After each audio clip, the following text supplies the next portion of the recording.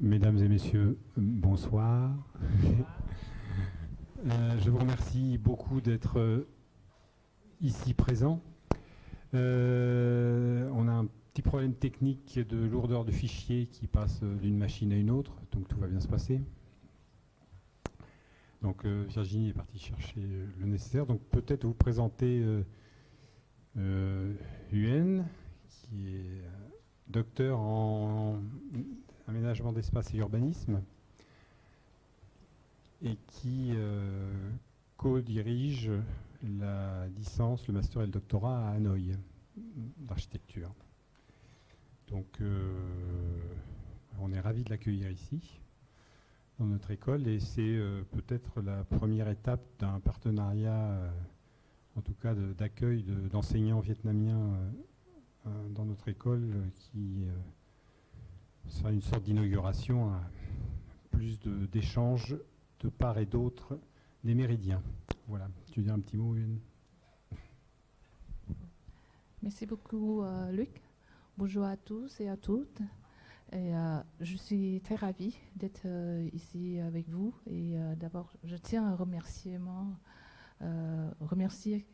énormément Luc Perrault, mon binôme, pour l'organisation. Et je tiens également à remercier aussi à l'École d'architecture de Normandie et ainsi que des collègues qui ont préparé et qui nous a aidés pour organiser cette conférence qui me donne cette chance de pouvoir partager et vraiment parler de ce que nous avons mené ensemble et ce que nous avons travaillé et que nous avons surtout pris le plaisir d'ensemble entre enseignants, étudiants, enseignants et collègues, chercheurs, autour d'un projet qui nous semble pas très attractif de titre quand on commence à parler du déchet. Donc c'est vraiment un plaisir d'être ici avec vous et je vous remercie beaucoup de votre temps et de votre intérêt et de votre présence ici, que je retrouve les chers collègues, chez étudiants, que j'ai eu l'occasion de travailler ensemble à Hanoï, et peut-être les futurs étudiants que je rencontrais au Vietnam, à Hanoï. Voilà. Et,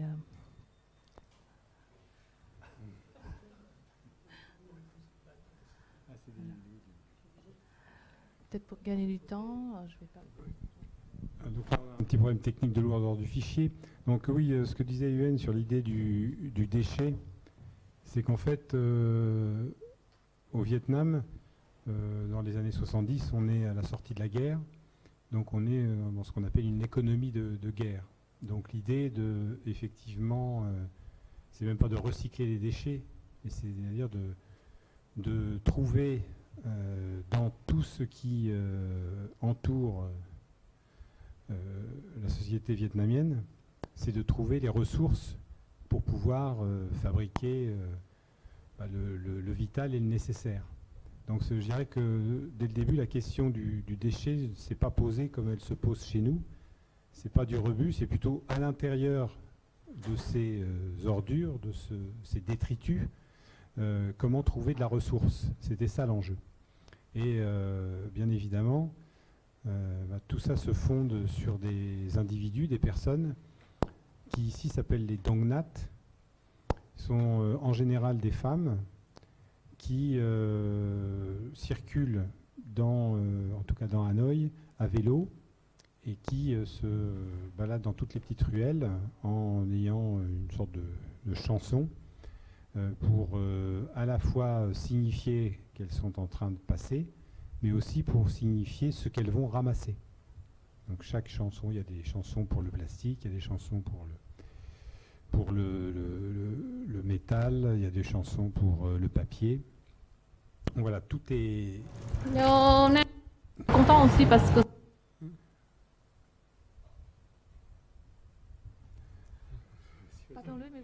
Donc voilà, donc c'est vraiment cette idée, il faut bien que vous compreniez que cette idée n'est pas l'idée de recyclage. C'est une idée plutôt de comment est-ce que on en tire une ressource? Donc c'est vraiment ce décalage-là par rapport à nos sociétés.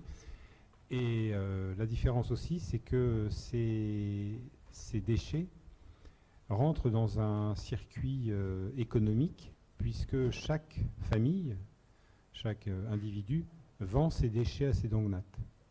Alors, c'est pas vendu très cher, mais vous vendez vos canettes de coca, vos canettes de bière à la dongnate qui elle-même va les collecter et va les revendre dans un magasin un entrepôt plus important, et ainsi de suite. C'est une sorte comme ça de collecte qui se fait au fur et à mesure, puisque ces entrepôts, ces premiers entrepôts sont des petites ruelles. En plus, après, ces déchets sont compactés, ou alors, pour le plastique, sont complètement émiettés et mis dans des sacs. Il y a des petits camions qui viennent les prendre, ça va dans les plus grandes entreprises, et ainsi de suite, jusqu'à l'entreprise de recyclage qui est en général à l'extérieur de la ville. Je m'arrête là parce que c'est pas moi qui fais la conférence, c'est elle. Hein. Je crois que tu vas rentrer dans les détails plus importants que moi. Oui. Et ce qui était important aussi, juste, c'est que il y a Tcha, elle est où Tcha? Tcha, elle est partie, Tcha? Elle n'a pas encore fini ses cours. Elle n'a pas fini ses cours. Donc Tcha a travaillé avec, qui est maintenant inscrite en master ici chez nous. En fait, elle a participé, puisqu'elle est architecte déjà à Hanoï, et donc elle a travaillé avec UN. Et il y a plus de... Combien tu avais d'étudiants avec toi pour travailler?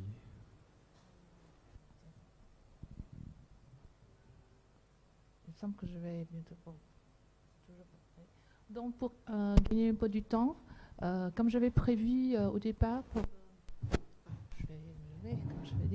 comme j'avais prévu de... parler, de présenter du projet. Donc, je me permets de vous partager et utiliser, comme dit, un vidéoclip qui a très bien fait par l'IRD.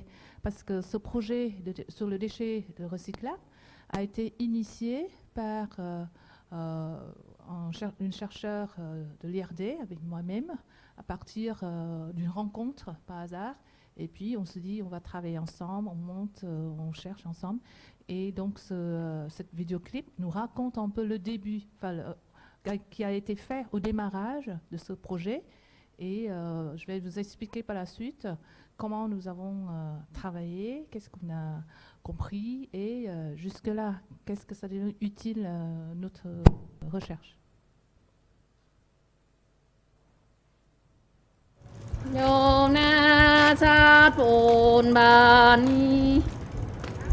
Bán không cô? Bán đồng nát không? Bán nát học quay tivi cho này.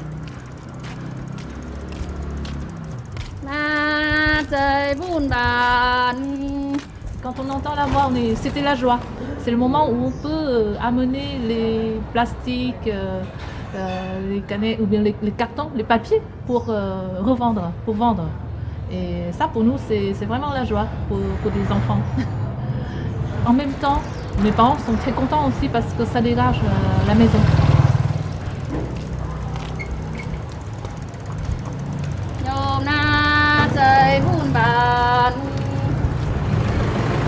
Quand j'ai re-entendu la voix de la dognate, de l'acheteur, la collecteur qui passait chez moi il y a 3 ans, je me suis dit, ça c'est précieux, cette activité et ce fait. Parce que je connais le contexte en France ou au Japon où on paye pour pouvoir jeter des choses. Et là, on a quelqu'un qui vient chez moi pour récupérer tous mes déchets. Et ça, c'est génial. En 2015, quand on s'est retrouvé avec Sylvie, on se dit, on va faire quelque chose. On va étudier ce système qui est à la fois visible, mais aussi invisible. On va l'étudier pour découvrir ce système, mais aussi pour le comprendre. Sylvie Fanchette est géographe à l'Institut de recherche pour le développement.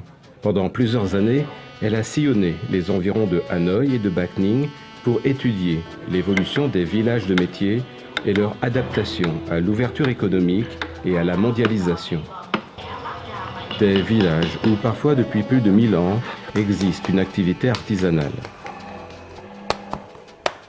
Et donc cette relation ville-campagne très étroite est vraiment intéressante à étudier parce qu'elle est fondée sur un système très ancien des relations entre la ville de Hanoï et les villages artisanaux où étaient produits les articles nécessaires au développement de la ville. De sa rencontre avec Huyên et de leur regard croisé est né le projet d'étudier la spécificité de ce système de collecte des déchets et le recyclage qui en découle. Avec des partenaires français et vietnamiens au sein de l'Université d'architecture, de l'École de génie civil et de l'Institut des métiers de la ville, une équipe d'étudiants, de chercheurs et d'acteurs du développement décentralisé s'est mobilisée. On a décidé de travailler ensemble et surtout de comprendre le système de la collecte des déchets recyclables que moi j'avais étudié dans les villages artisanaux et je m'étais occupée simplement de la partie aval de ce système, c'est-à-dire la transformation des bouteilles de plastique, des cartons, des vieux papiers, des déchets de métaux dans les villages artisanaux.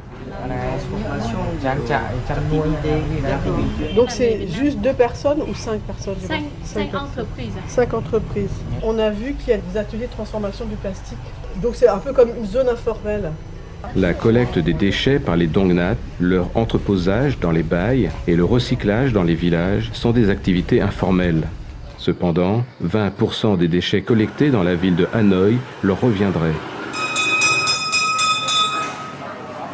Des 80% restants, très peu sont recyclés et sont traités par enfouissage par des sociétés parapubliques de la municipalité. Il y a un cours de la bouteille en plastique, un cours de la canette de bière. Et donc les habitants trient chez eux tout ce qui est recyclable et elles vont le vendre aux Dongnat. Puis les Dongnat vont les vendre au bail. On fait marcher une économie fondée sur à peu près 10 000 Dongnat qui vont vendre à 800 bails. On a évalué à peu près à 800 bails, donc les dépôts de déchets, le nombre de ces dépôts dans la ville de Hanoï, la province de Hanoï si je peux dire. Et donc tout le monde a un intérêt puisqu'il y a une économie circulaire, si on peut dire, qui se développe.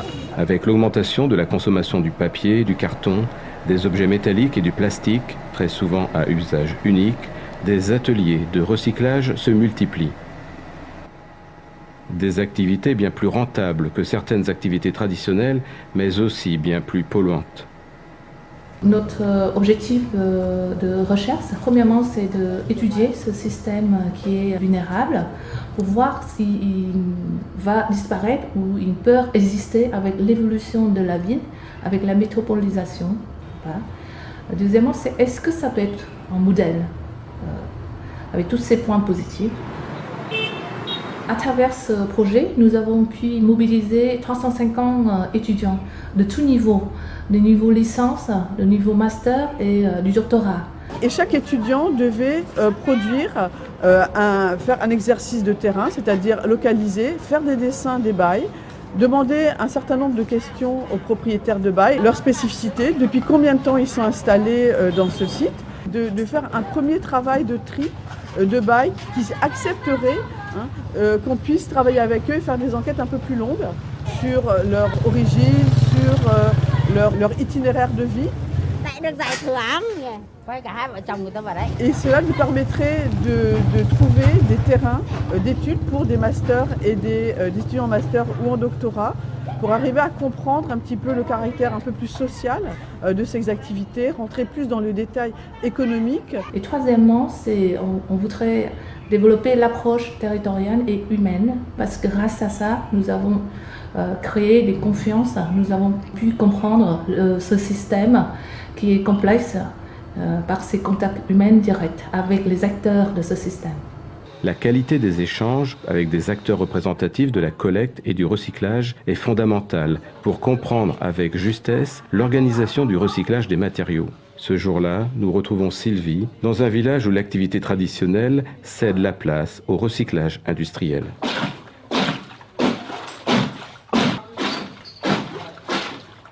Ici, c'est une dernière famille qui produit le papier à la main avec du rameneron. Elle dépend un tout petit peu des Dongnat, dans le sens où cette pâte à papier là, elle mélange aussi un petit peu des déchets. Ils font plutôt du papier de qualité pour les artistes. Et il ne reste plus que 3 producteurs de papier de Zaïzor. Après, on pourra voir le papier industriel qui est fait uniquement avec des déchets.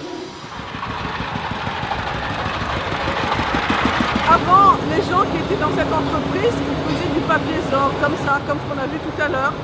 Et en l'espace de 20 ans, ils sont passés à de la production mécanisée sur des grandes chaînes. Donc c'est un petit peu de révolution industrielle qui s'est effectuée en l'espace de même pas une génération par les mêmes personnes, avec du capital extérieur, des extensions sur les zones agricoles, sur le fleuve. La rivière, qui était une des plus belles rivières de la région, maintenant c'est devenu un égout. Aussi, on a besoin de beaucoup d'eau pour produire le papier, mais on a besoin d'une source pour évacuer l'eau sale. Avec notre projet de recherche, on découvre une conscience créée grâce à cette activité de recyclage. C'est que les habitants, ils mettent à côté, ils font le tri automatiquement. On se dit, est-ce qu'en étudiant ce système, on arrive à saisir des leçons, des manières pour conscientiser les habitants sur la question environnementale autour d'eux. Si l'on peut s'interroger sur les impacts environnementaux de ces processus de recyclage, c'est cependant grâce à la collecte des dongnat que 20% du volume global des déchets n'est pas enfoui.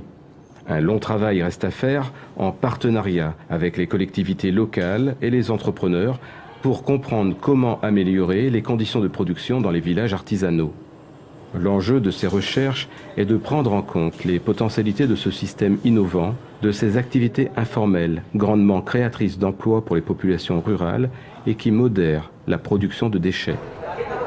En novembre 2017, à l'Université d'architecture de Hanoï, Huyen et Sylvie ont organisé un colloque sur les formes émergentes de densification urbaine en Asie, associée à une exposition de création artistique sur le thème des ordures.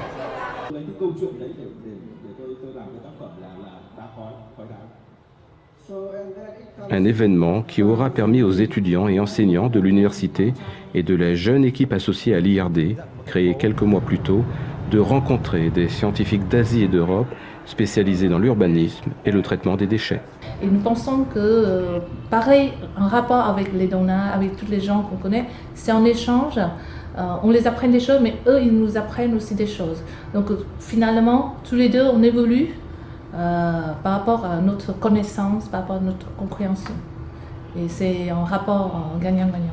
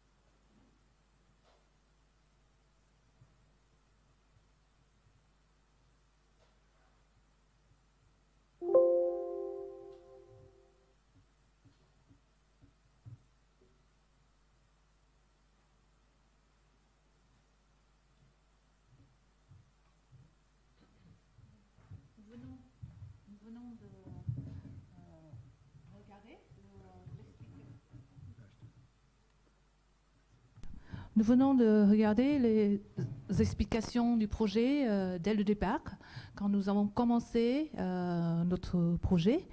Et effectivement, par rapport à la question, dès que j'ai commencé le projet, à chaque fois quand je rencontre des collègues, des gens, on me pose la première question qu'on me pose: pourquoi un architecte urbaniste s'intéresse à cette question de déchets? Qu'est-ce que vous faites par rapport aux déchets? Parce qu'il me semble que c'est un domaine réservé plutôt aux ingénieurs d'environnement. Et voilà, plutôt que des architectes qui s'intéressent à la question des déchets. Et aussi, pour le travail avec les étudiants, c'était pareil. Et tout le monde était surprise quand on commence à parler. Il faut qu'on aille aller sur le terrain, regarder les espaces dédiés aux déchets. Et pendant le travail et le cadre de mes cours en architecture paysage, et nous avons posé comme un exercice de découvrir l'espace. Parce que dans notre compréhension par rapport à la ville, du territoire, Le travail des architectes, des urbanistes, non pas que de construire des belles maisons, des beaux buildings, mais aussi de s'occuper aussi des espaces de la ville, y compris des espaces des déchets. Et donc, avec cette idée, on est parti sur le terrain avec les étudiants, chercher, identifier tous les points de dépôt de déchets recyclables, c'est-à-dire les points où on retrouve des gens qui travaillent sur cette question. Et comme expliqué dans le vidéoclip, vous voyez, les éléments qu'on a recueillis, c'est à la fois les croquis du terrain, mais aussi une enquête, une discussion et un portrait. Ce qu'on demande aussi aux étudiants et de travailler avec les gens, c'est de pouvoir revenir avec un portrait du propriétaire du déchet ou bien des collecteurs des déchets. Ça demande un travail de discussion, de rencontre, de créer une confiance et d'expliquer notre travail en tant qu'étudiant, en tant que chercheur sur cette question. Et tout ça, ça constitue aussi une base de données que nous pouvons mener ensemble. Voilà. Je suis contente de pouvoir vous présenter Tian aussi, qui a participé à ce projet dès sa première année. Et maintenant, elle est diplômée, et donc elle devient une collègue et co-autrice de ce livre que nous avons publié. Voilà.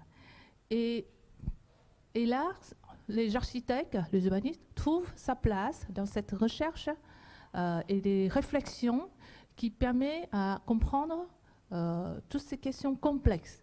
Parce que vous voyez, par rapport à la ville, par rapport à tous ces gens qui travaillent sur cette question, c'est très complexe, c'est très dynamique, ça bouge tout le temps. Et sur le terrain, on voit que c'est pas facile de rencontrer les habitants, c'est pas facile de rencontrer les propriétaires ou bien les collecteurs qui travaillent dans cette question des déchets. D'abord, ils n'ont pas le temps, ils ne veulent pas parler. Deuxièmement, c'est toujours considéré comme un secteur informel qui n'est pas reconnu par la ville. Ils sont toujours ignorés ou exclus par rapport au regard de la ville ou des autorités locales. Et donc, ils ont toujours tendance de se fermer entre eux et de ne pas communiquer sur leur travail. Et effectivement, ça, le rôle et l'avantage des architectes ont été très efficaces. Et l'idée de pouvoir étudier ce système qui nous semble toujours une question plutôt sociale ou ingénieur dédié aux ingénieurs de l'environnement, mais nous, avec un regard et les compétences d'architecte, nous avons travaillé plutôt sur l'espace, les espaces où travaillent ces gens. Et comment on identifie, comment on étudie ces espaces, de pouvoir étudier, pardon, je n'ai pas vu le fichier, voilà. Comment on étudie ces espaces d'une manière de rendre en éclairage par rapport à cette question. Et effectivement, là, les outils d'architecture sont bien menés et efficaces en travaillant sur les mesures, la dimension et les espaces typiques pour constituer toute une série de typologies, les différents espaces de vie, de travail et d'activité de ces gens. Et donc, on a réussi à constituer un espace type de cette activité dans la ville qui constitue des trois parties très importantes. La partie devant qui est dédiée aux échanges. C'est là qu'il se passe les négociations, le tri, et, le vent et l'achat. Et l'espace de vie du propriétaire, des gens, c'est de dormir, c'est de se reposer. Et l'espace secondaire, c'est-à-dire la cuisine ou le toilette, et un espace très important pour ce type d'activité, c'est l'espace de stockage, qui est souvent très bien aménagé, rangé et bien constitué dans un tout petit espace. Et tout ça, ça constitue une typologie typique qu'on retrouve, qui répète par tous les espaces de dépôt de déchets dans la ville. C'est très long parce que ces dépôts de déchets, c'est des lieux qui ressemblent à des magasins, mais en fait, ces magasins, ils ne vendent pas. aux habitants, ils rachètent aux habitants leurs déchets recyclables. Ils rachètent des déchets recyclables chez les collecteurs ambulants que vous voyez dans le film. Et la typologie et l'approche que nous avons définie, on les a classifiés, ces dépôts de déchets dans la ville, en 3 rangs. Il y a des dépôts de déchets tout petits, moins de 20 mètres carrés, qui se trouvent souvent en plein centre-ville, dans les espaces très restreints, et les espaces entre 20 à 50 mètres carrés, le surface, et entre 50 à 100 et plus de 100 mètres carrés. Et donc, avec ces 4 typologies de surface du plan d'occupation du sol, on essaye d'estimer la capacité de ce système, de ce secteur qui capte, qui collecte les déchets recyclables dans la ville. Voilà. Et à une échelle plus grande, globale, sur la métropole de Hanoï, qui fait 3 300 km², avec environ bientôt 10 millions d'habitants, on arrive à identifier, localiser presque 1000 dépôts de déchets dans la ville. Ça, c'est un chiffre daté depuis 2020. Pour vous dire que, comme je vous ai expliqué, ça bouge. Ces espaces de dépôt, ça change rapidement en fonction du mouvement du territoire. Là, il y a un chantier ou bien il y a une route qui ouvre, donc ça a disparu, ça se déplace, ça ferme, ça réouvre. Donc finalement, ces chiffres-là ne correspondent à un moment que nous avons fini nos enquêtes en 2020. Cette année, déjà, on a eu d'autres projets qui nous permettent de vérifier certaines parties des dépôts de déchets. Ils ont vachement bougé, voilà, par rapport à leur localisation. Et l'idée de notre travail, c'est de pouvoir comprendre quelle est la logique d'implantation de ces dépôts de déchets dans la ville, bien qu'ils sont implantés, la plupart, dans le centre-ville, mais ils ont une logique d'implantation. Premièrement, il faut que la façade, le magasin, de dépôt de déchets, qui est avantage pour que les camions passent. Voilà. Il y a très peu, presque pas de dépôts qui n'ont pas de camions, que le camion qui ne peut pas passer pour récupérer après les déchets recyclables, pour transporter. Et après, il y a aussi une logique d'implantation d'une manière automatique et de regarder les autres pour trouver une place d'implanter et offrir son commerce sur le déchet recyclable. Et donc, ce qui apparaît par notre analyse sur le plan, la distance moyenne des dépôts de déchets recyclables au centre-ville, ils sont à distance moyenne moins de 500 mètres. Ça, c'est à l'échelle, entre les stations de bus, c'est à l'échelle vraiment à pied. Donc, qui répond bien aux habitudes et aux préférences des Vietnamiens en général, c'est qu'on n'a pas trop marché et donc à proximité. On aime bien tout ce qui est proximité. Et ça explique aussi pourquoi les donates, les femmes collectrices, elles sont souvent soit à pied, soit en vélo, en centre-ville, parce qu'elles ne sont pas en moto. Ça, c'est la différence aussi, et c'est la particularité qu'on a découverte grâce à cette analyse spatiale sur la localisation de ces espaces.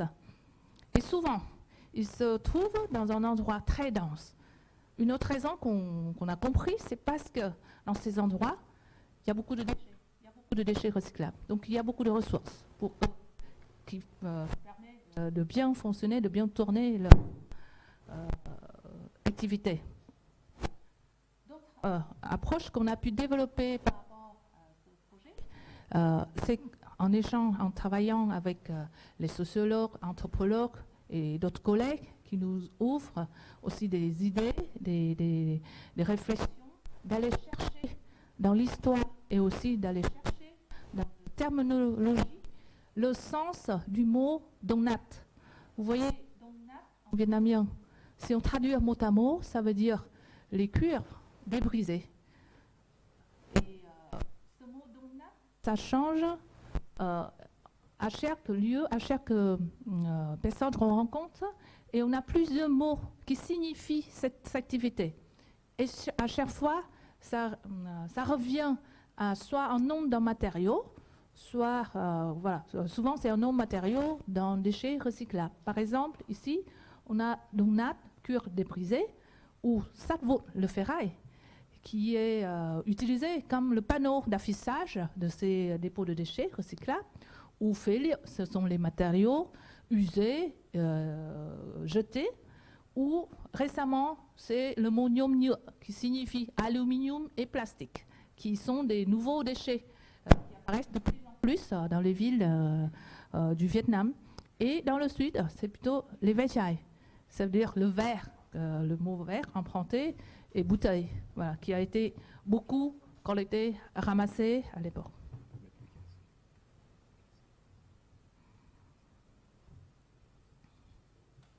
Ces gens qui travaillent, pardon.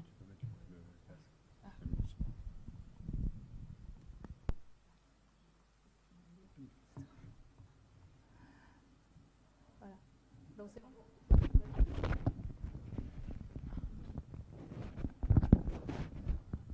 Comme ça? Ouais. Ça va mieux là?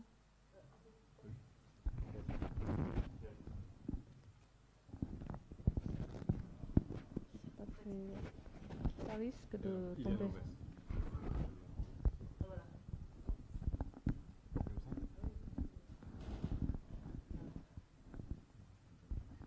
Allô? Ouais. C'est bon. Voilà. OK. Donc, comment on interprète et on représente tous ces gens, cette activité? Donc, vous voyez, sur notre projet, nous avons découvert qu'en fait, au nord du pays, on les appelle Dongnat. Voilà. Et souvent, ce sont des femmes qui marchent à pied ou voilà, en vélo. Au milieu du pays, ce sont les gens qu'on les appelle les Nyom aluminium, plastique. Et dans le sud, on les appelle vechai, verre et bouteille. Voilà. Et dans notre recherche, qu'on avait aussi, on est allé loin pour chercher le sens de ces mots. Dans le sud, le mot qui rappelle un mot d'origine chinoise, qui parle aussi des matériaux usés. Et finalement, il y a une logique d'utilisation et d'appellation de cette activité, de ce mot, qui existe depuis très longtemps. Ce n'est pas une activité récente, au contraire, c'est des mots et de l'utilisation depuis très longtemps. On est remonté encore plus loin pour bien comprendre d'où vient ces Dongnat, pourquoi ce mot Dongnat.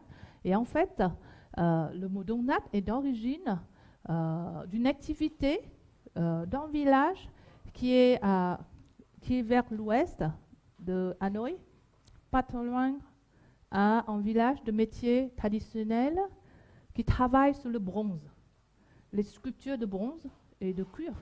Et ce village de métiers traditionnels qui s'appelle Dai Bai, il a 1000 ans.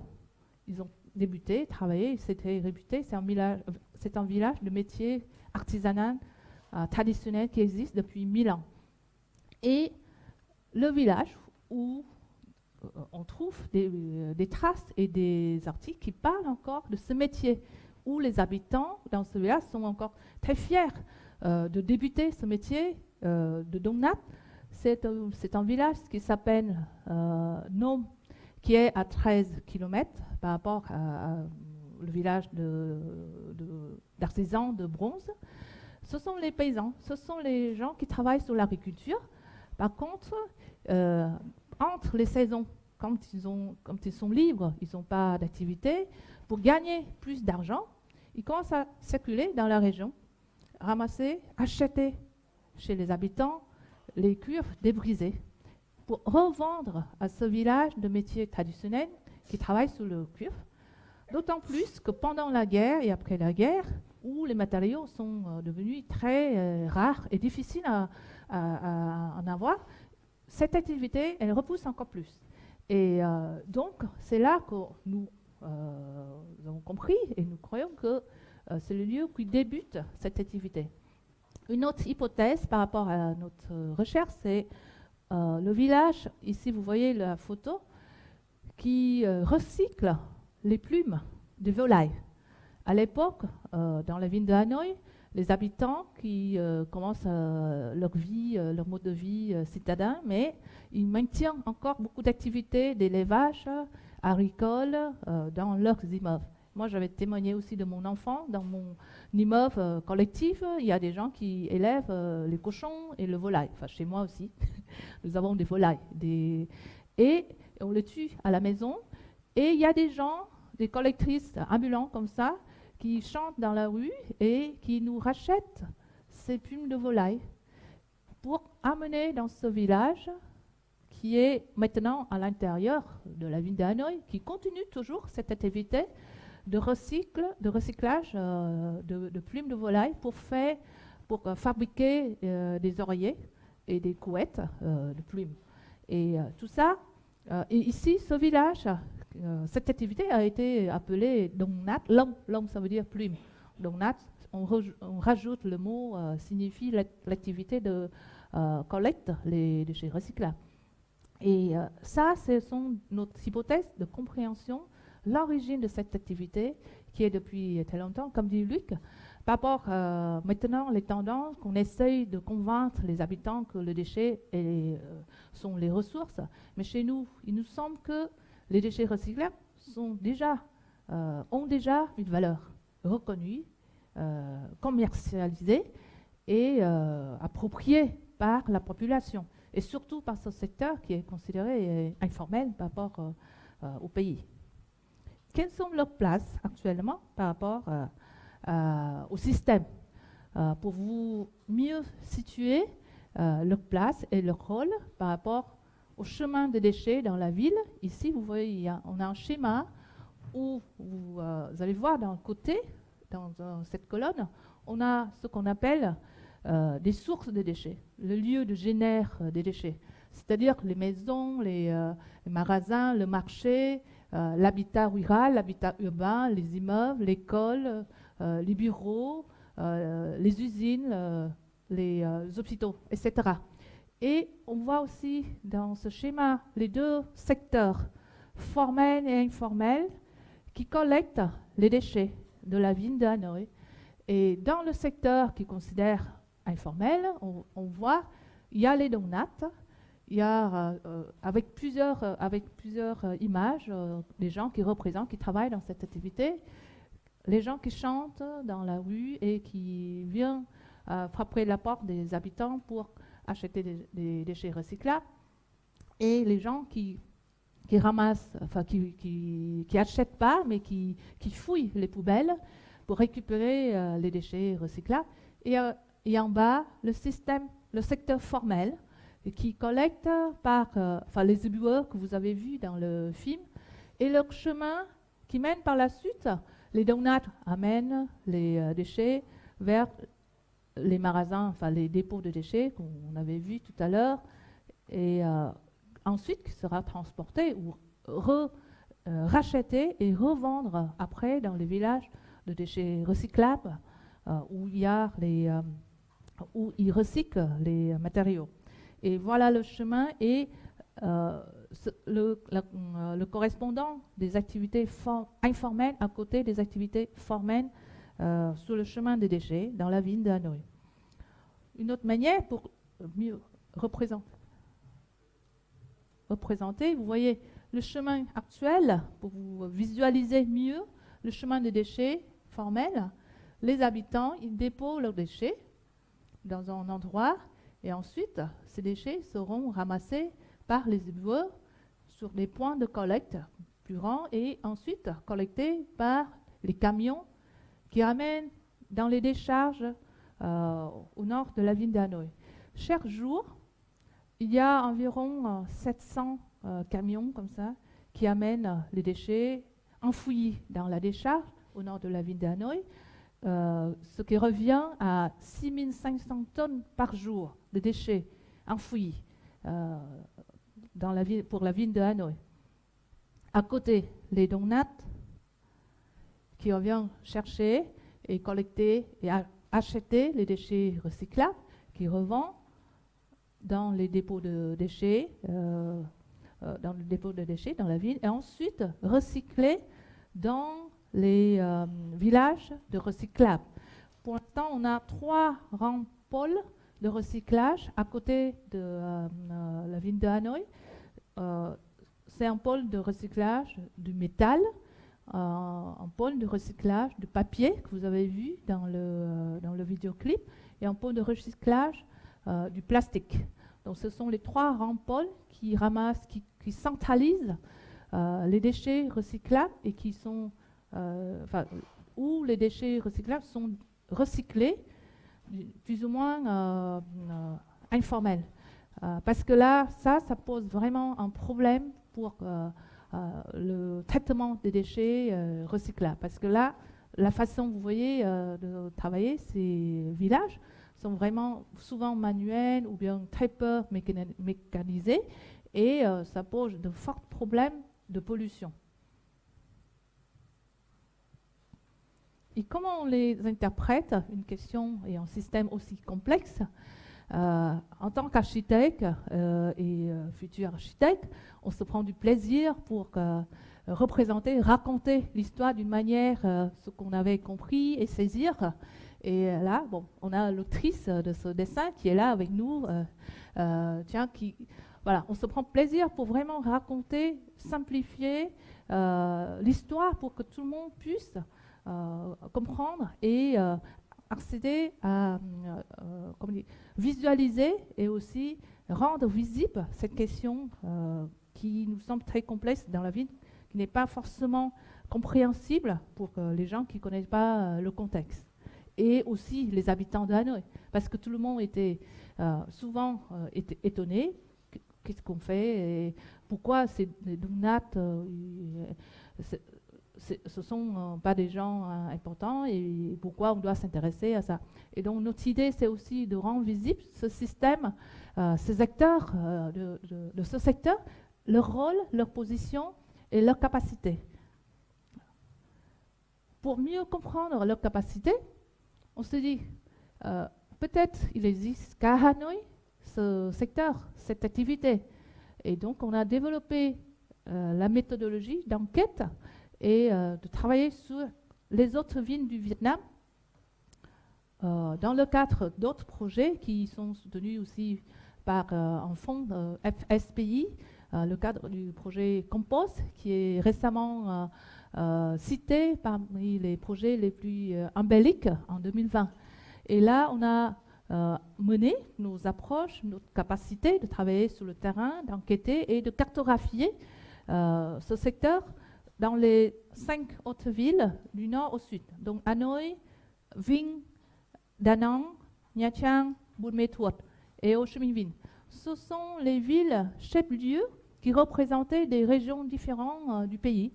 Et là, on retrouve les mêmes logiques, les mêmes représentations et de densité, des points de dépôt de déchets recyclables sur le territoire. Et avec cette comparaison, cette étude, nous avons compris aussi une autre logique de lien entre ces points, ce réseau.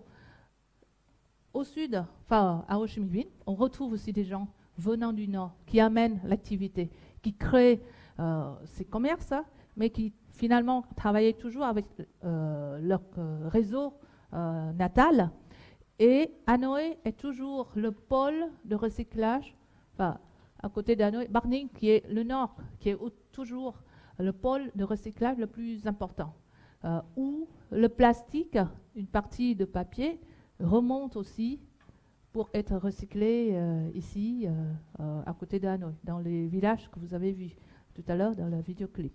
Et tout ça, ça montre aussi une importance de ce réseau et aussi un système qui fonctionne depuis plusieurs années et qui maintenant qui porte un rôle important dans la collecte et le traitement des déchets par rapport à la ville.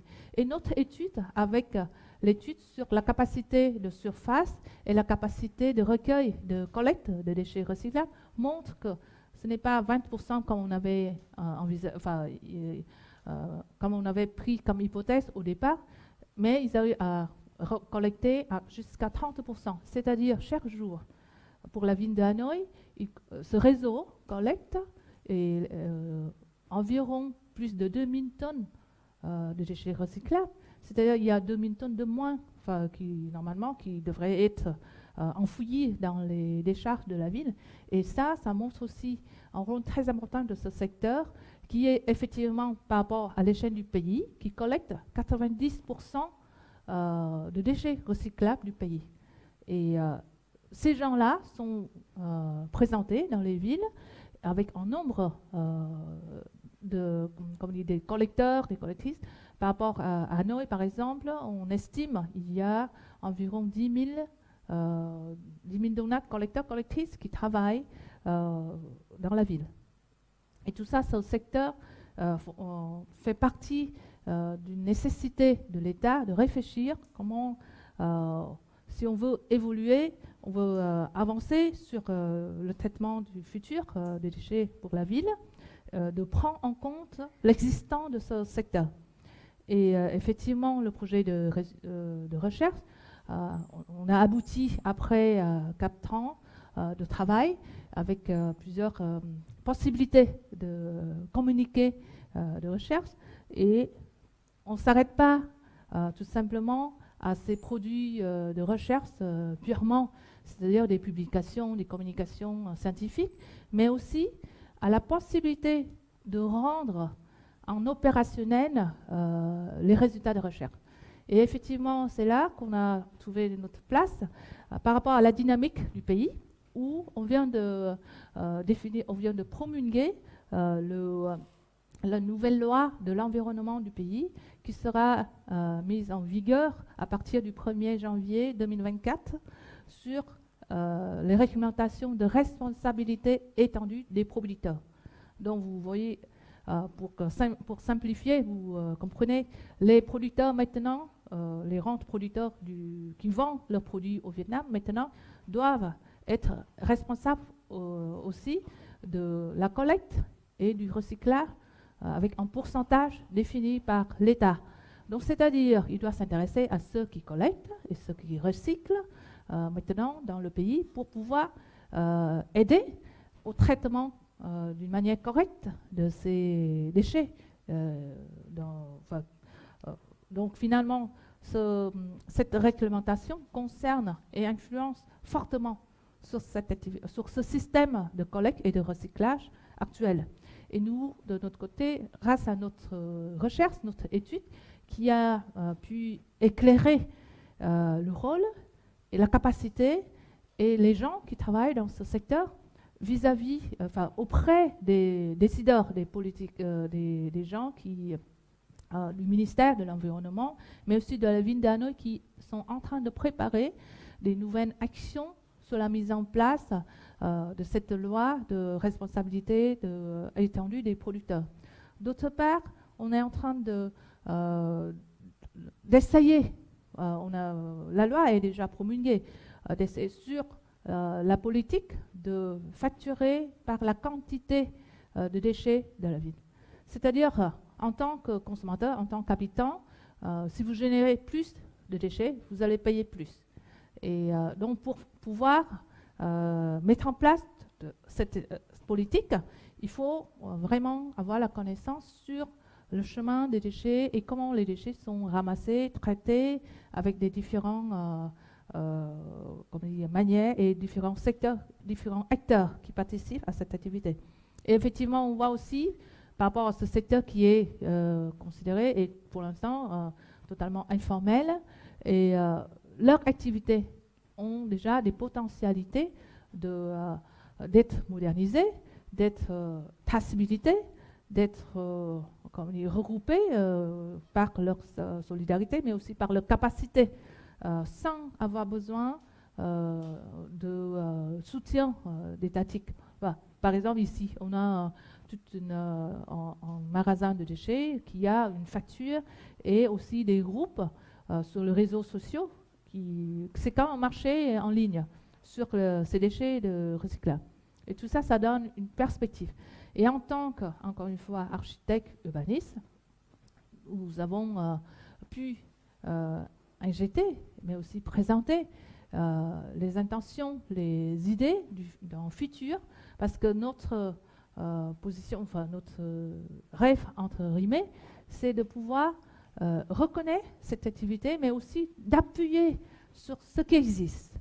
On ne va pas refaire, on ne va pas changer et supprimer tout ce secteur pour remplacer par un autre qui est, enfin, on ne sera pas jamais capable de pouvoir faire ça financièrement, mais aussi en termes sociaux et d'activité. Et donc notre idée, c'est de pouvoir réfléchir, imaginer que ces dépôts de déchets qui sont pour l'instant très désordres, très difficiles d'avoir une forme, et de les considérer plutôt comme un service urbain.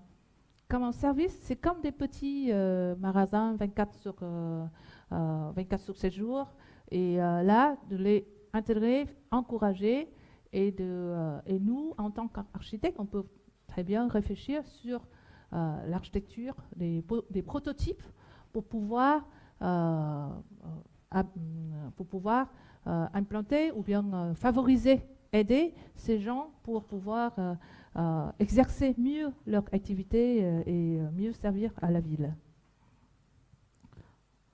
Voilà. Et l'avantage de notre travail, encore une fois, et en tant qu'architecte, paysagiste, urbaniste, effectivement, on se prend du plaisir dans la découverte de ce secteur qui nous sont souvent considérés comme moches, mais au contraire, on a trouvé du plaisir dans le travail artistique que nous avons mené, et surtout avec lui qui nous a accompagnés pendant longtemps du travail, mais aussi avec la capacité d'être très créatif de nos étudiants, nos collègues, de créer, de mieux communiquer l'image et de rendre visible d'une manière sympathique, mais aussi compréhensible par rapport à ce secteur.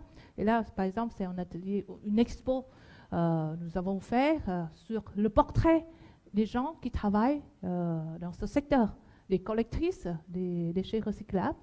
Et un autre exemple sur la maquette où on présente le résultat de recherche qui représente la ville de Hanoï avec des piliers qui représentent les points où se trouve le dépôt de déchets dans la ville de Hanoï.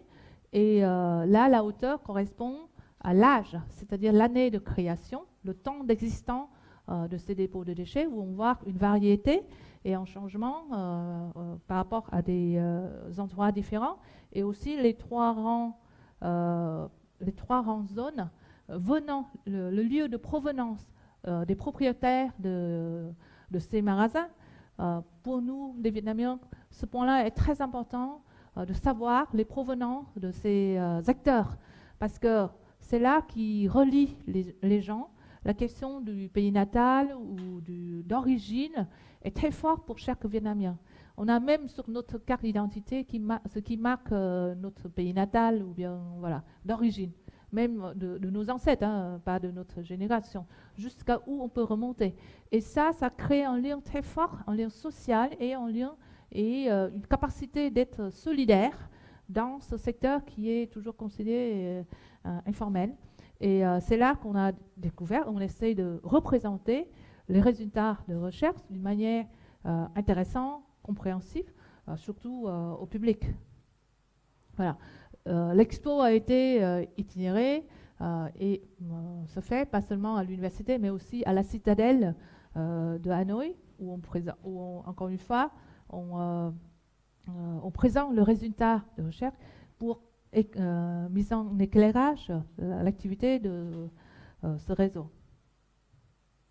On essaye par rapport à notre compétence de communiquer les résultats de recherche par plusieurs manières à toutes les occasions pour mieux mener au public l'intérêt de s'intéresser et de faire attention aux déchets, au travail, sans oublier le plaisir de la créativité qui sont intégrés par les activités d'enseignement et de formation avec nos habitants.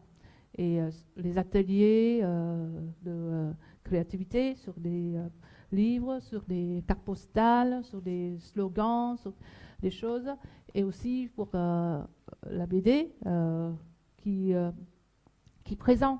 Et grâce à ce projet, grâce à ce plaisir de travailler ensemble entre enseignants, étudiants, les jeunes, nous avons même inventé la méthodologie et les possibilités de communiquer, mais aussi de mettre en place des méthodologies de travailler avec un public pluridisciplinaire. C'est-à-dire la méthode que nous avons inventée peut être reproduite par les jeunes d'autres disciplines, par exemple les gens de technique, de l'environnement, du tourisme, peu importe leur discipline, nous avons travaillé ensemble, et aussi les enfants, sous forme des jeux, mais sous forme aussi des activités faciles à refabriquer. Et cette méthodologie, c'est aussi un des résultats de notre projet qui était au départ toujours très difficile à accéder et à avoir des informations. Et là, pour nous, ça devient un jeu, ça devient un plaisir de pouvoir partager et mener, co-travailler avec les gens, que ce soit leur âge, que ce soit leur discipline. Et tout ça, ça constitue le succès et aussi le résultat jusqu'à maintenant pour notre travail. Voilà. Je vais vous présenter notre... Ça retourne. Je pense que certains d'entre vous connaissent déjà. Ça a été diffusé par l'école de Normandie.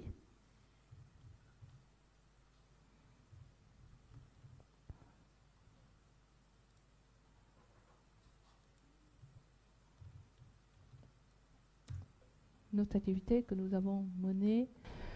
Kén vốn là tổ bằng tơ của một số loài sâu bướm dệt ra để ẩm lúc hóa nhộng, được sử dụng được hình thành một lần và sau đó nó cũng bị bỏ lại, giống như các loại phế liệu sử dụng một lần.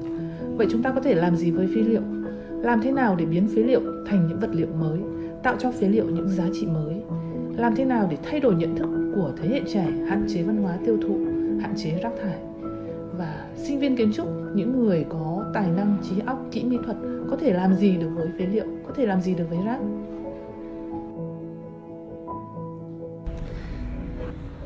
Au Vietnam, l'évacuation des déchets a pris une forme différente de celle que nous connaissons en France. On part d'une collecte des déchets recyclables. Il s'agit d'un ancien métier d'Hanoï, à l'origine réalisé par les Dong Nhat. Ces derniers exerçaient depuis plus de 100 ans ce métier dans le commerce des matières premières et des produits de bronze, qu'ils rachetaient aux habitants de la ville. Ces investissements permettaient de revendre ensuite les déchets à des propriétaires d'entrepôts appelés Bai, répartis partout dans la ville. Une fois cette transaction effectuée, les détritus étaient ensuite transportés aux villages artisanaux, qui possédaient chacun une activité qui s'est par la suite développée, comme le papier, le plastique ou encore le bronze. Même si ce cycle n'est pas reconnu officiellement par les autorités, environ 90% de ces déchets sont recyclés pour produire de nouveaux produits. Sans oublier que cette activité inconnue aux yeux de l'État mais très réputée était pratiquée par les femmes, équipées d'une bicyclette à laquelle étaient harnachés leurs balances et sacs plastiques qui se balançaient en fonction du poids qu'ils pouvaient contenir le long de ce périple dans les rues d'Hanoï.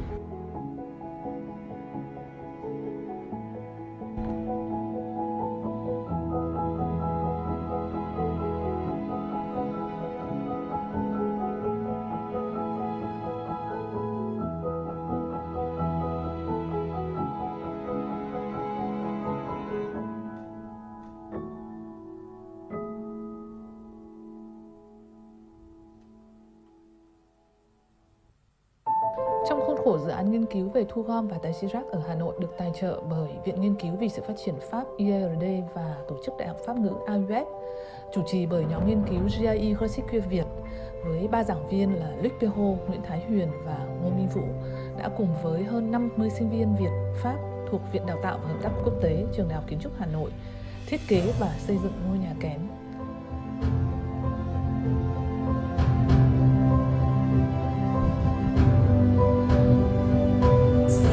En fait, nous, ce qu'on essaie de faire dans la pédagogie, c'est de comprendre que ce ne sont pas des problèmes, que ça modifie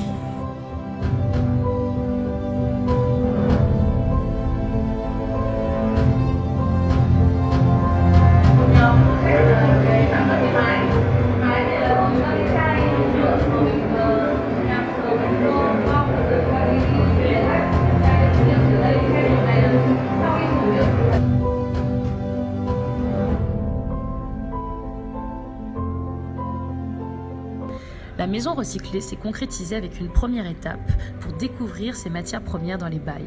Le carton, du chiffon, des bonbonnes de lessive en plastique, des canettes de bière et autres boissons. L'inspiration naît à la rencontre de ces trésors.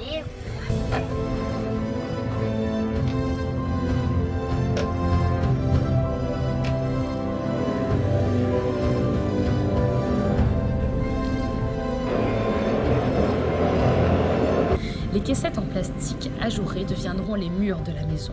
Leur emboîtement promet une robustesse de 3 à 4 mètres. Le carton deviendra isolant car il possède la faculté d'absorber les sons de la rue dans ses grands entrepôts. Un parfait mélange qui composera des parois phoniques uniques. Une fois les murs pensés, la toiture interroge. Des morceaux de plastique assemblés avec un système ingénieux permettent de réaliser des tuiles pour un toit et une gouttière. La source première pour se protéger de l'eau et du soleil? Des flacons et bouteilles en plastique découpées-elles à leur donner une forme et une nouvelle utilité.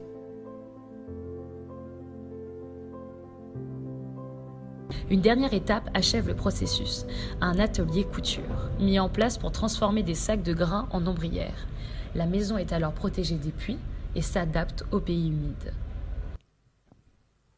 Ngôi nhà kén là một cái tổ xinh xắn của những cô chú kiến chăm chỉ và hào hứng lao động trong hơn một tuần. Ngôi nhà kén được xây dựng bằng tre, khay nhựa, chai nhựa, vỏ chai nước giặt, bìa cắt tông, bao tải, cây cỏ mọc dại đều là những phế liệu hoặc những thứ được coi là bỏ đi sau khi sử dụng một lần được thu nhặt về.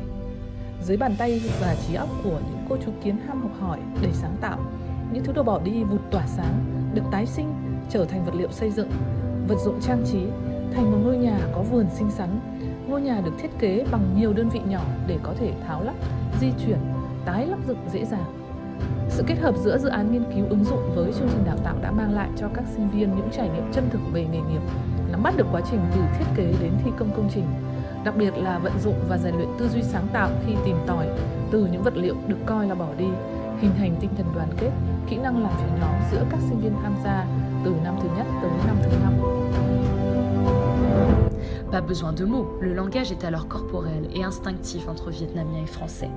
Une chorégraphie ordonnée seulement par le bruit procuré par le plastique découpé et le bambou percé.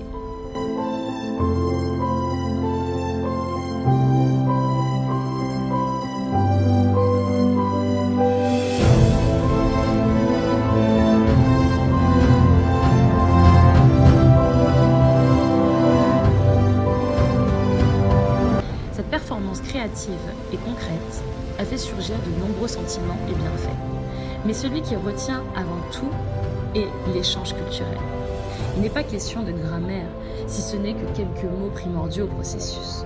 Mais il s'agit de comprendre une activité et un point de vue totalement différent. Avant d'effectuer mon échange au Vietnam, dans l'université d'architecture de Hanoï, le recyclage était un sujet qui me parlait peu, si ce n'est par la perception des autres pays que la France à son égard. On nous émet trop souvent l'idée qu'il n'est considéré que par les pays riches de ce monde et ne peut être mis en place et encore moins pensé par d'autres. Heureusement, ces idées reçues sont disparues dès mes premières implications dans le projet. J'ai pu prendre conscience qu'il n'est pas une question d'adopter un seul et même schéma, mais plutôt de découvrir plusieurs perceptions.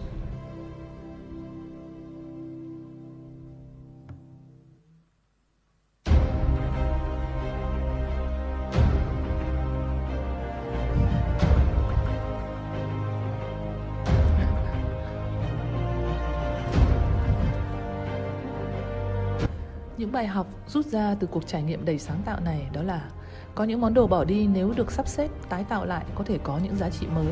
Nếu các món đồ bỏ đi đều được cân nhắc tái sử dụng, chúng giúp ta tiết kiệm được rất nhiều và giúp chúng ta góp phần giảm bớt lượng rác thải mà chính chúng ta đang phải lo xử lý hàng ngày. Có rất nhiều nguyên vật liệu là những món đồ bỏ đi có thể trở thành những nguồn nguyên vật liệu mới trong kiến trúc xây dựng. Chúng đặc biệt hữu ích và hiệu quả trong các quá trình thử nghiệm sáng tác, thực nghiệm hay học tập trong trường đại học.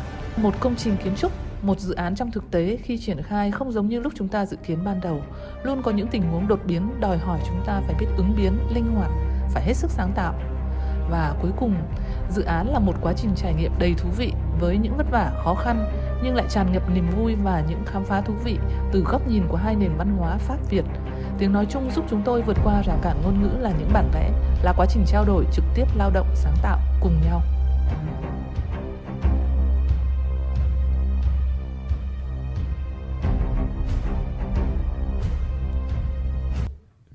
Merci Yuen. C'est pas encore fini. Vas-y, qu'est-ce que tu veux encore de dire? Oui, je viens d'expliquer qu'est-ce qu'on amène par rapport au projet de recherche en tant qu'avec nos compétences d'architectes, paysagistes, urbanistes. Et je viens aussi d'expliquer qu'est-ce que le projet de recherche et par la formation nous amène aussi le plaisir et aussi nous former aussi. Et là, c'est un processus, une itération gagnant-gagnant.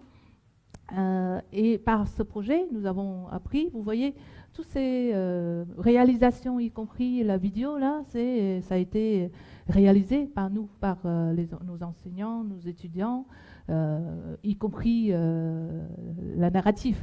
Et nous avons appris énormément de choses parce qu'en fait, on a confronté à une situation où on ne sait rien, on ne connaît pas, on doit réfléchir, on doit inventer des manières, on doit chercher des gens, on doit chercher des soutiens pour réaliser ce qu'on veut faire. Et là, grâce à ce projet, mais aussi grâce à cette envie, nous avons développé et rencontré des gens intéressants qui nous ont formés. Et après, ce projet nous a donné des nouvelles compétences qui complètent aussi notre connaissance, notre travail en tant qu'architecte. Le dernier message, je vais faire passer aussi par un autre vidéoclip. J'espère que c'est pas ça. Ouais. Vous avez vu peut-être déjà, mais...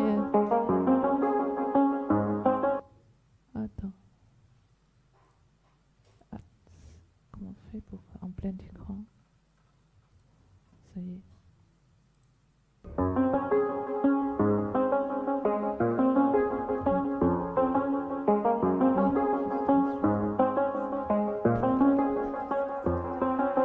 I do the same thing I told you that I never would. I told you I changed, even when I knew I never could. Know that I can't find nobody else as good as you. I need you to stay, need you to stay.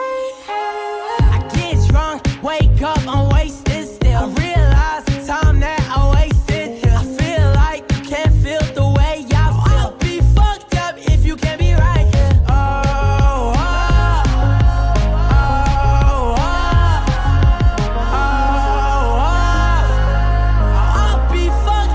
You can't be right, yeah. I do the same thing I told you that I never would. I told you I changed, even when I knew I never could. Know that I can't find nobody else as good as you. I need you to stay, need you to stay. I do the same thing I told you that I never would. I told you I changed, even when I knew I never could. Know that I can't find nobody else as good as you. I need you to stay, need you to stay. When I'm away from you, I miss your touch, so baby stay.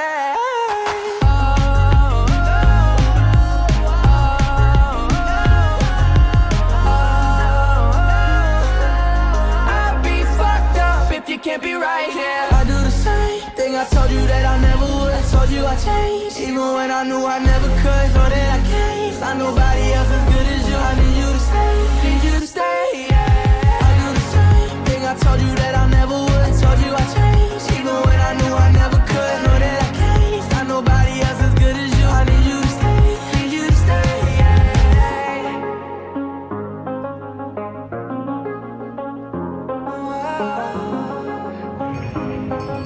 I need you to stay, I need you to stay.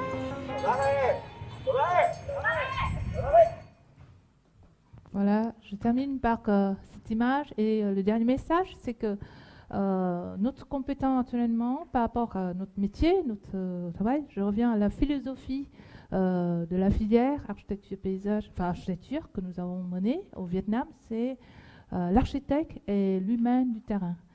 Et là, par ce projet, bien que c'est un projet de recherche, nous avons exercé et mené nos compétences et surtout la capacité de fabriquer, d'être sur le terrain, intégrer, entrer dans le terrain, rencontrer les acteurs, mais aussi de fabriquer manuellement des choses dans un peu de temps.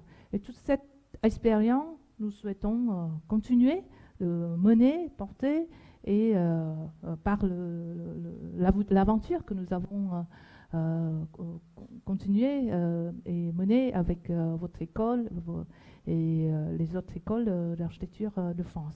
Et ça, c'est mon dernier message. Et peut-être on va réserver du temps de la discussion si vous avez des questions par rapport à ma présentation. Merci de votre attention.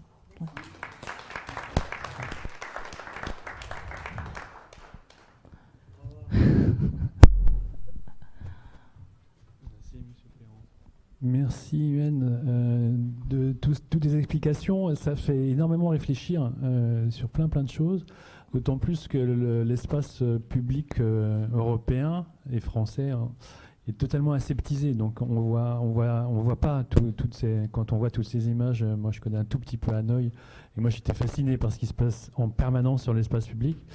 Nous, il se passe plus grand chose. Moi, nos parents, sans doute, ont connu les rémouleurs, donc pour aiguiser les couteaux, les chiffonniers. Et ça, on n'a plus. Ou alors, c'est des Roms et le monde en a peur. Hein, et tout le monde se dit que ce sont des terroristes de la ville. Alors moi, j'ai une autre chose aussi qui m'a beaucoup plu dans ta présentation, c'est la curiosité du chercheur. Et la curiosité du chercheur à la fois vietnamien, européen et pour le coup français. Et je trouve que ça, malheureusement, à mon sens, hein, il y a trop de chercheurs qui ne l'ont plus, et encore moins dans la bilatéralité avec un pays qu'il ne connaît pas, ou avec des gens qui pensent autrement que lui.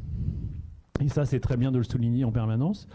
L'autre chose qui m'a fait penser aussi à moi, c'est quand j'ai travaillé sur la prostitution. Je trouve qu'il y a des choses qui sont un peu similaires. C'est quand je parle de prostitution à chaque fois dans cette école. En tout cas, moi, j'ai travaillé sur la prostitution à Paris. Moi, je pensais très bien connaître Paris, et en fait, pas du tout. Sur des lieux de prostitution, même que j'arpentais, mais je ne les voyais pas, ces prostituées.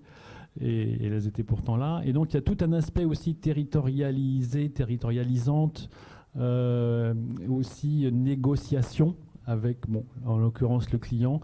On négocie, après on trouve un arrangement après la négociation et on tarifie une prestation. Donc entre le service sexuel et le service urbain des Dong Nhat, je trouve qu'il y a des choses qui m'ont beaucoup parlé. Maintenant j'ai des questions. Tu as parlé de collecteuses et pas de collecteurs. Donc pourquoi au Vietnam, à Hanoï ou à Ho Chi Minh, est-ce que c'est pareil? On n'en sait rien. Et pourquoi c'est des femmes? Pourquoi un homme ne fait pas ça? Ou est-ce que si un homme le fait, va-t-il être considéré comme un non-homme ou comme un sous-homme? Je ne sais pas. Je voudrais avoir des informations aussi sur le paiement. Est-ce que ce métier-là, toutes ces femmes qui font, entre le moment où elles se lèvent le matin pour aller collecter, le moment où elles arrêtent le soir, combien de temps s'est écoulé et combien elles gagnent par mois? Et à l'échelle de la vie chère ou pas chère vietnamienne, à Hanoï ou ailleurs, est-ce que ça vaut vraiment le coup de faire ça? Et une dernière chose que j'avais notée, oui, sur le recyclage, et je pense que ça c'est un vrai problème aussi que nous on a en Europe, enfin, dans le monde occidental, c'est combien de fois on peut recycler.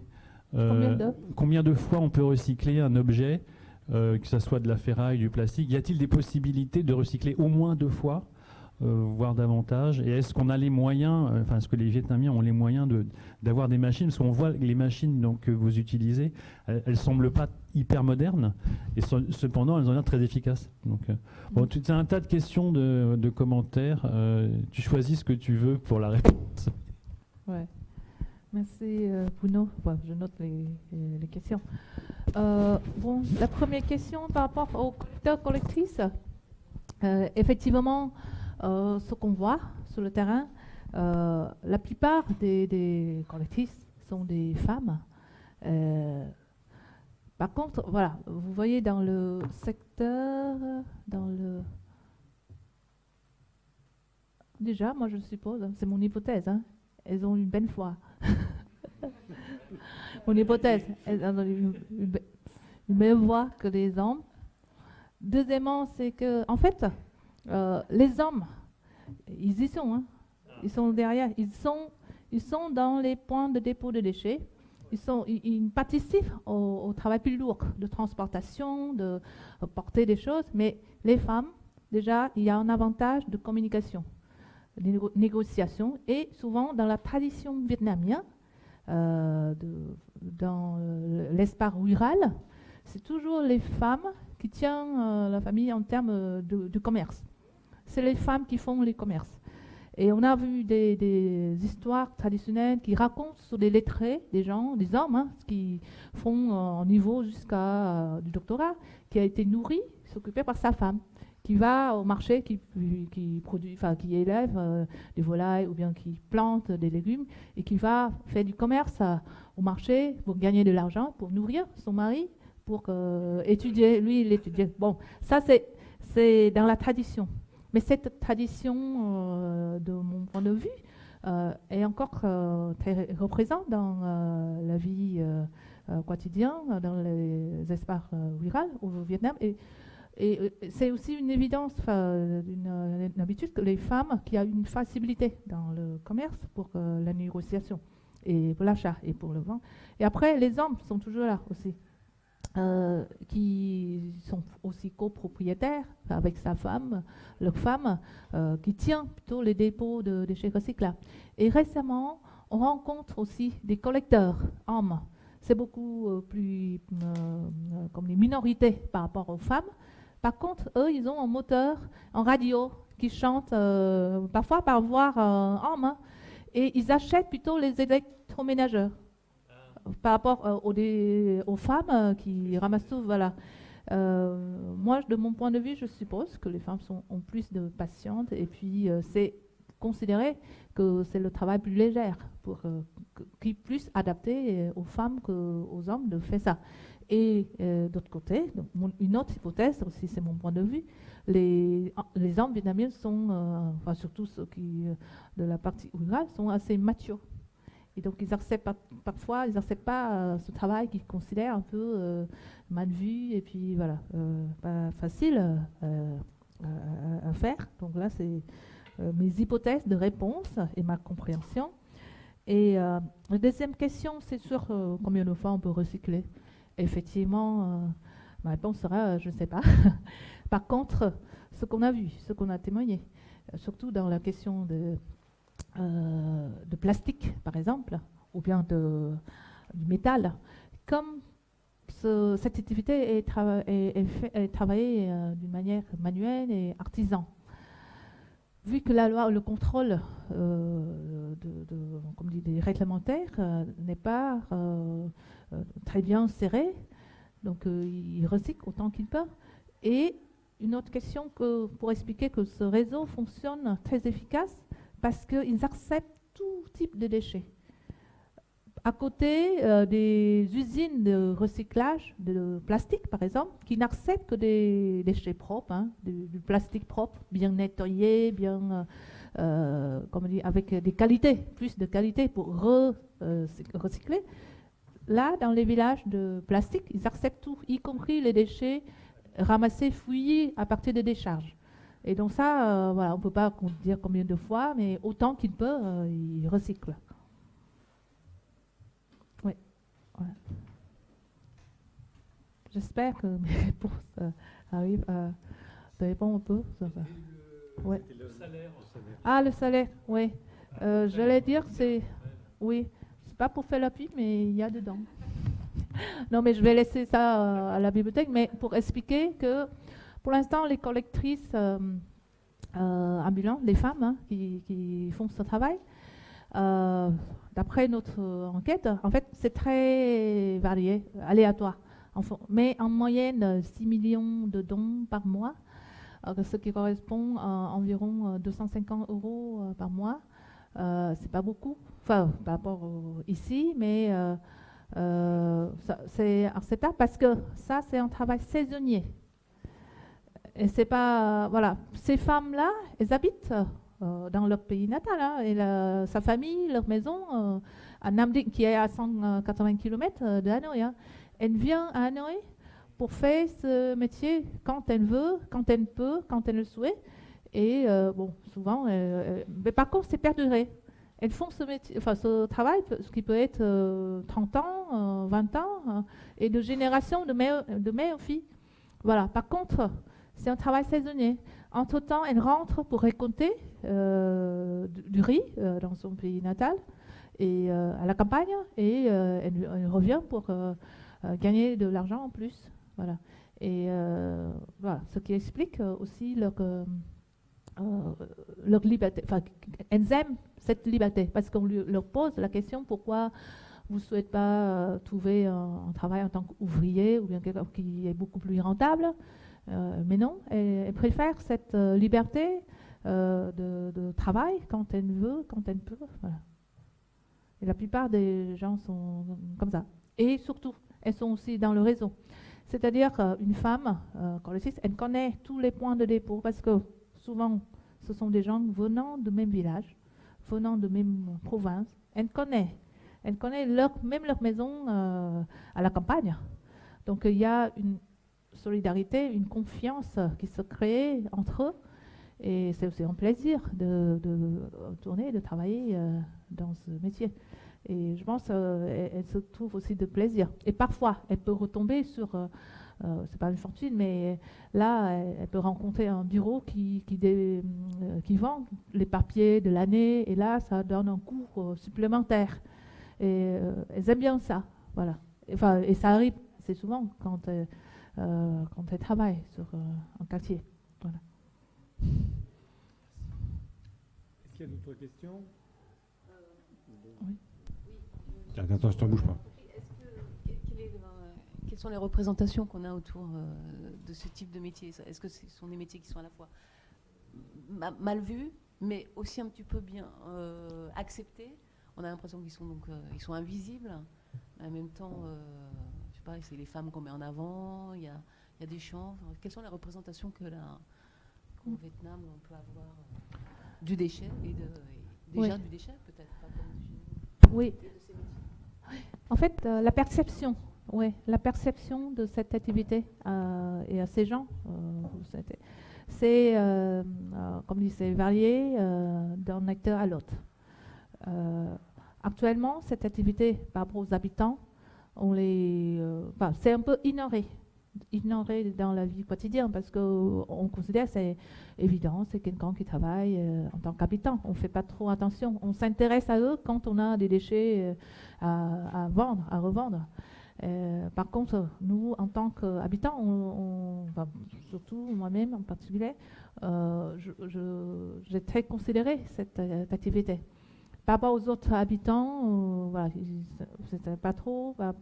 Par contre, par rapport aux autorités locales, aux décideurs, c'est mal vu dans le sens que c'est pas joli, ça représente une image pauvre et c'est des vendeurs ambulants. Il faut les exclure au centre-ville où il faut montrer la beauté, l'embellie de la ville et pas ces gens-là.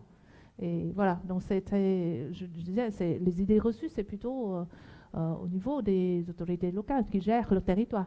Et ils considèrent que les endroits de dépôt de déchets sont des lieux polluants.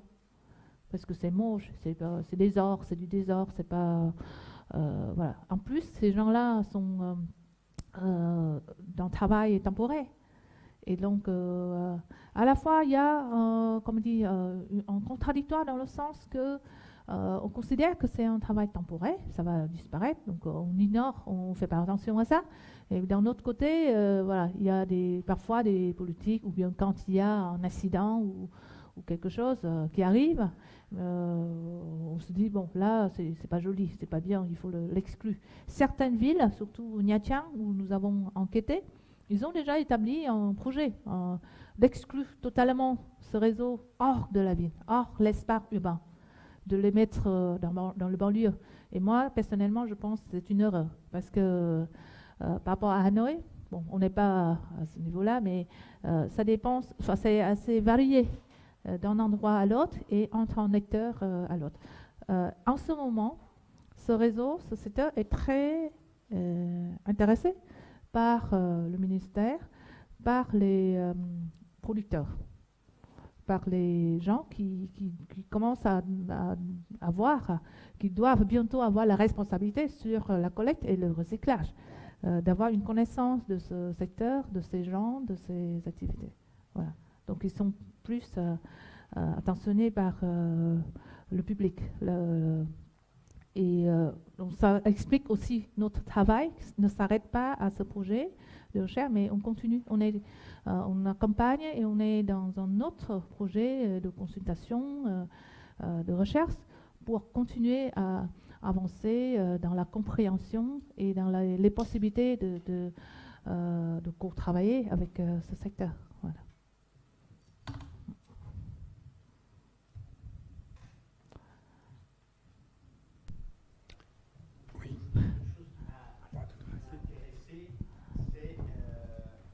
C'est les différents points de collecte.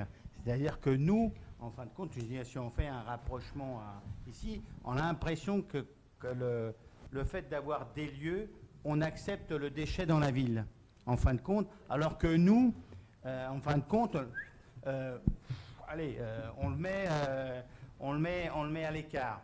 Et la question qui me vient derrière, c'est je dirais, par rapport, à une ville moyenne ici, quel est, je dirais, le poids de déchets que produit un Vietnamien par rapport et je pense qu'il doit être certainement moindre.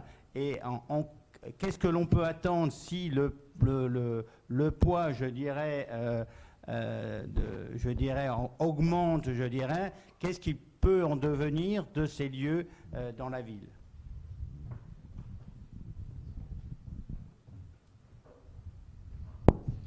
Oui, c'est une question, Ashley, par rapport à qu'est-ce que ça peut devenir, ces endroits dans la ville. Et effectivement, nous avons un peu expliqué notre hypothèse, notre souhait, notre imagination par rapport à cette activité dans la ville. Une fois qu'on fait attention à ces endroits, à des lieux qui sont déjà bien implantés, hein, avec une logique, avec une manière de fonctionnement, que ces lieux peuvent être considérés. Actuellement, on travaille avec des grands groupes qui réfléchissent sur des lieux qu'on appelle, on utilise un mot anglais qui veut dire les MAF, matériaux, ressources, facility, c'est-à-dire des centres de collecte des ressources. Et notre hypothèse, c'est ces endroits où se concentre tout un secteur des gens qui sont compétents sur le tri, les différents types de déchets recyclables, la capacité de stocker et aussi de faire du commerce, cette activité.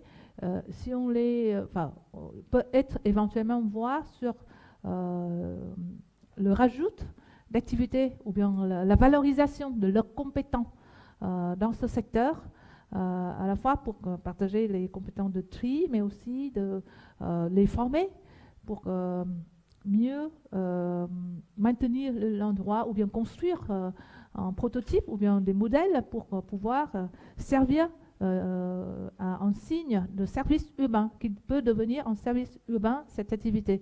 Ces endroits, c'est pour ça qu'on a pris une image où ça peut être retrouvé comme des petits magasins partout dans la ville, mais avec des significations dont les habitants, le public peuvent reconnaître.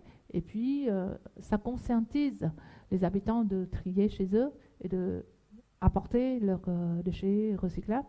Et ça améliore les conditions de vie, d'activité et de travail de ces gens. C'est aussi une manière de la ville de les reconnaître. Voilà.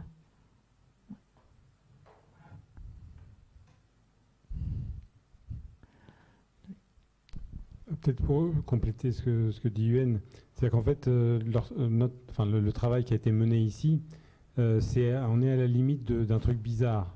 Parce qu'à la fois, tu as ce qu'on disait sur la non-reconnaissance de ce système-là par les autorités, et en même temps, la nécessité de ce système.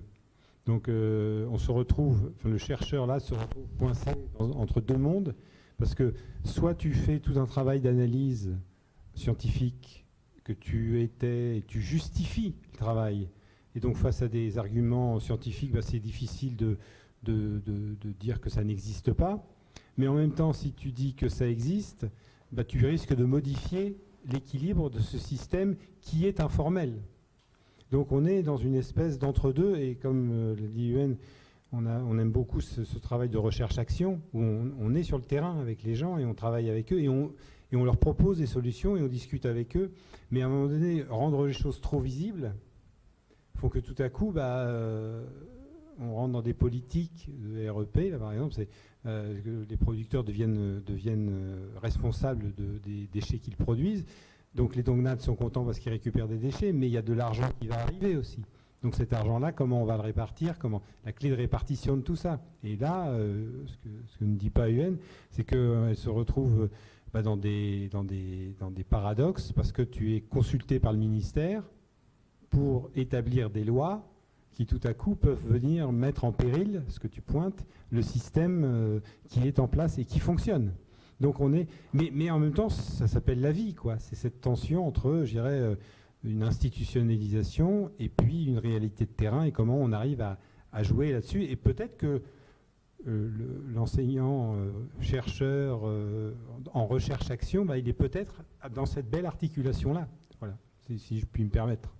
Oui, merci Luc de bien éclairer notre idée. Et effectivement, avec mes collègues, à la fois dans notre équipe, on a des collègues juristes et aussi de plusieurs disciplines, et surtout une juriste qui est consultante directe au ministère de l'Environnement. On a beaucoup discuté par rapport à ça. Et effectivement, finalement, on se dit, on ne sait pas. On ne sait pas, on n'arrive pas encore, honnêtement, on n'arrive pas encore de mesurer nos impacts de notre travail par rapport à ce secteur. Par contre, notre manière qui pourra continuer, c'est plutôt de réfléchir sur des modèles d'expérimentation. Ça, c'est quelque chose que les Vietnamiens ont l'habitude, parce qu'on est toujours dans un monde incertain, et pour connaître une question ou une activité, pour mesurer la possibilité, il faut expérimenter. Ça nous fait, ça nous revient souvent à l'image du soigne oriental avec des racines de médecin. Il faut tester et observer, et puis doser et continuer. Voilà. Donc, je ne sais pas si dans ce travail, la recherche doit continuer de cette manière, ou bien, voilà. Effectivement, moi, je n'ai pas de visibilité absolue ou bien d'éclairage par rapport à cette activité. Nos intentions, c'est des hypothèses, et c'est des tests, c'est des reculs, et c'est des continuations de tests. Voilà.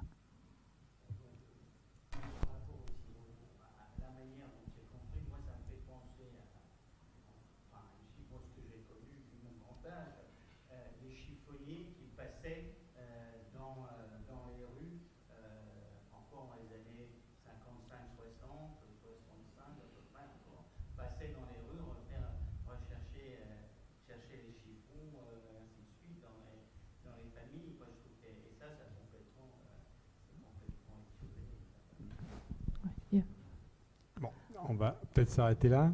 Merci beaucoup en tout cas de votre présence jusqu'au bout, et merci à UN de nous avoir éclairé sur ce système qui pourrait nous être utile. Oui. Voilà. Dernier message, oui. Merci beaucoup Luc. Avant de vous quitter, je vous remercie. Je tiens à remercier encore une fois l'École d'architecture de Normandie, Raphaël, Luc, et tout le monde qui vous soyez là. Mais aussi, j'aimerais bien inviter, venir me rejoindre au plateau, mes deux co-autrices, Hoa et Chang. Il manque encore deux autres, mais déjà pas mal.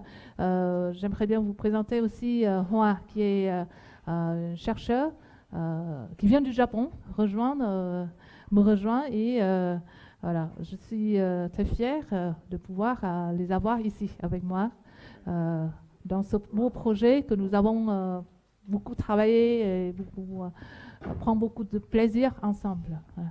Et je vais peut-être laisser quelques mots à Hoa de se présenter, son poste.